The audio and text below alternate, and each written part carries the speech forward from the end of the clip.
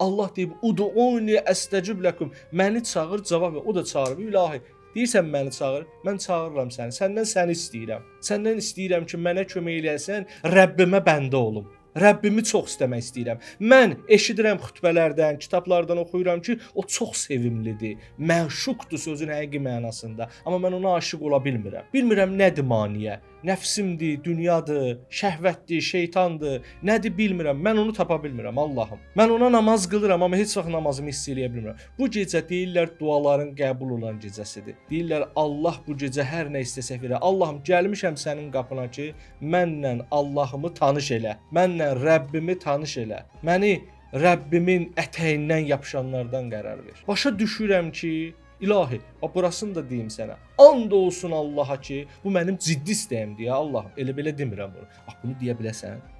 Deyə bilərsən belə bu mənim ciddi istəyimdir. Deyə bilsən əlindən tutub aparacaqlar. Deyirəm ki, Allah bu mənim ciddi istəyimdir. Bax həyat keçir, əlimə hər şey gəlir. Həyatı yaş keçdikcə hər şeyini görürəm ki, and olsun İlahi Allahlığına. Bax belə deyə bilərsən ki, and olsun Allahına, görürəm ki, hamısı fanidir. Dünyəvi ləzzətlərin heç biri daimi deyil. Neçə dəqiqəlikdir. Heç bəlkə saat da çəkmir. Neçə dəqiqəlikdir. Yeməyi, içməyi və s. Heç birinin mənası yoxdur. Amma deyirlər ki, ariflər səni tapıb daim ləzzət içindədirlər. İlahi deyir, səni tapıblar daim səndən həmnişindirlər. Daim səni görürlər, daim sənin ağuşundadılar, məhsərindədirlər. Deyir ki, bu çox böyük bir feyzdir. Allahım, bu gecə qapına gəlib belə şeylər istəyirəm səndən. İstəyirəm ki, böyük adam olum. İstəyirəm Rəbbimi tapım.